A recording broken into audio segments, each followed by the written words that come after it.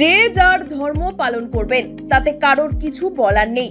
কিন্তু বর্তমানে ধর্মের নামে মানুষে মানুষে বিভাজন সৃষ্টি করছে তৃণমূল বিজেপি উভয় পক্ষই। বিস্ফোরক দাবি সিপিআইএম কেন্দ্রীয় কমিটির সদস্য, দলের বাঁকুড়া জেলা সম্পাদক তথা প্রাক্তন মন্ত্রী দেবলীনা হেমব্রমের।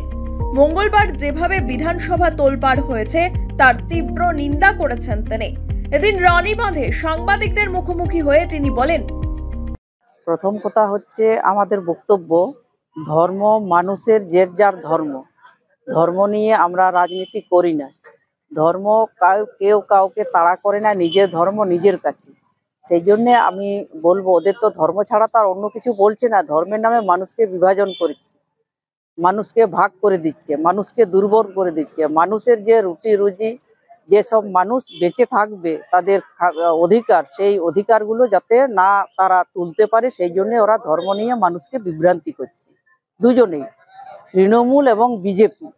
আজকে তো বিধানসভায় তো আলোচনা হওয়ার কথা ছিল, আমাদের রাজ্যের কি হবে, আমাদের শিক্ষিত বেকার ছেলেদের কি হবে, শিল্প কি হবে, কারখানা বন্ধ হয়ে যাচ্ছে সেটা নিয়ে কি হবে। সেটা হচ্ছে বিধানসভা একটা আমাদের গুরুত্বপূর্ণ জায়গা।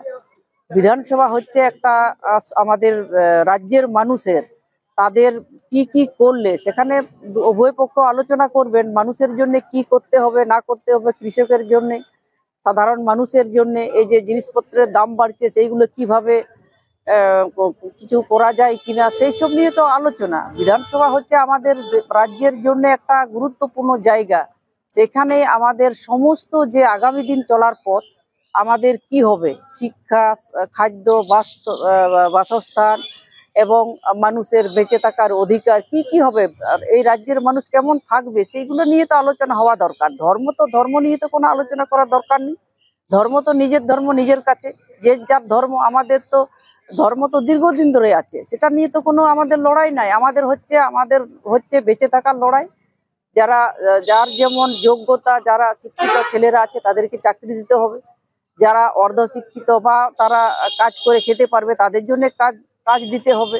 এই যে এইগুলোর নিয়ে তো আলোচনা, এইটাতে এই হচ্ছে ওদের আলোচনা করার কথা ছিল বিধানসভার ভিতরে। তো অন্যভাবে তো বিষয় নয় যে কে কাকে কি করছে না করছে, সেটা নিয়ে কোনো কথা নয়। বিধানসভা হচ্ছে আমাদের সব থেকে একটা গুরুত্বপূর্ণ জায়গা।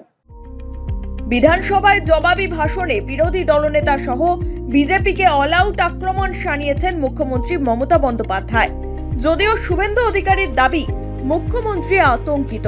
হিন্দু ভোট এক হওয়ায় মমতা বন্দ্যোপাধ্যায় আতঙ্কিত হয়ে পড়েছেন বলে দাবি শুভেন্দু অধিকারীর। যদিও বিকেলে বিধানসভার বাইরে সাংবাদিক বৈঠকে মমতা বন্দ্যোপাধ্যায়ের বক্তব্য ধরে ধরে পাল্টা নিশানা করেন Suvendu Adhikari. Bureau report, one India Bangla.